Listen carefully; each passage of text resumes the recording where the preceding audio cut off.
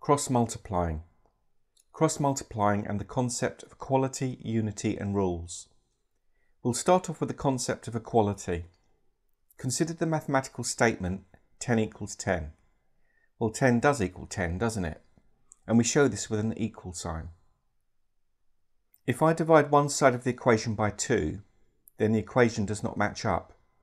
10 divided by 2 does not equal 10, and we show this with an equal sign with a line slashed through it. To make the equation equal, you can divide the other side by 2. Equality is restored. So there's a fundamental issue here. If you do something to one side of an equation, then you must do the same to the other side, or the equation will not be equal. Let's try something different. Subtract 2 from one side. The equation is no longer equal.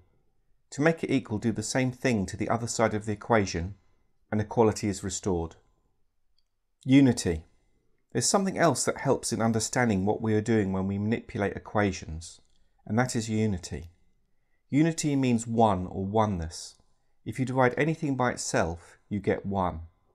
5 divided by 5 is 1. 2 divided by 2 is 1. 10 divided by 10 is 1, and so on.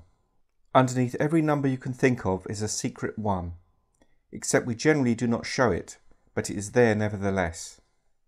Also, any number multiplied by 1 is the number itself. We use these hidden concepts when we cross-multiply to solve equations for unknowns. But first, some rules. If the unknown is on the top, leave it there. Is it alone? Cross-multiply and keep things equal. I'll show you what this means as we go through an easy example. A number x divided by 2 equals 5. What is x? The first rule. If the unknown is on the top, leave it there.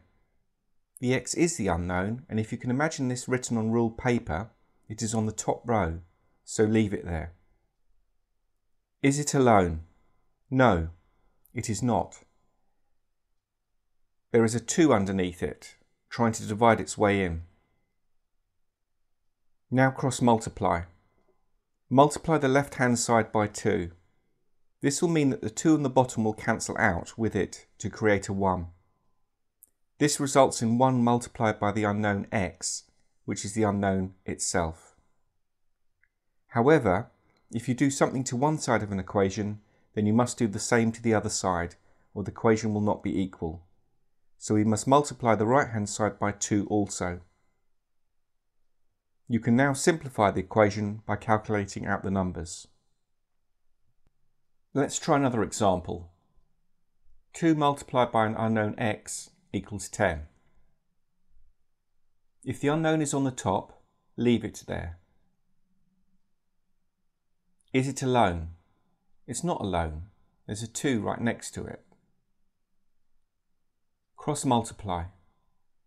Dividing this side by 2 will mean that the 2 on the top will cancel out to create a 1. This results in a 1, and 1 multiplied by an unknown will be the unknown itself.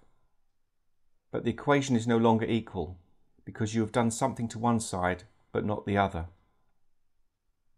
You must do the same to this side to make the equation equal. In other words, divide it by 2. Complete the calculations, and on the left-hand side, 2 divided by 2 is 1. 1 multiplied by the unknown is the unknown itself. 10 divided by 2 is 5, resulting in x equals 5. The x-factor method for cross-multiplication. Imagine an x laying on top of the equal sign. Then label each arm of the x in your mind. Top left, top right, bottom right. Let's try an example. X divided by 2 equals 5. Where's the unknown? Top left. Leave it there. Is it alone? No, there's something bottom left. Send this 2 from bottom left to top right along the arm of the x. 5 multiplied by 2 equals 10. X equals 10, finished. And another example. 2 multiplied by an unknown x equals 10. Where's the unknown? Top left. Leave it there. Is it alone? No, there's something next to it. Send this from top left to bottom right along the arm of the x. 10 divided by 2 equals 5. X equals 5. Finished.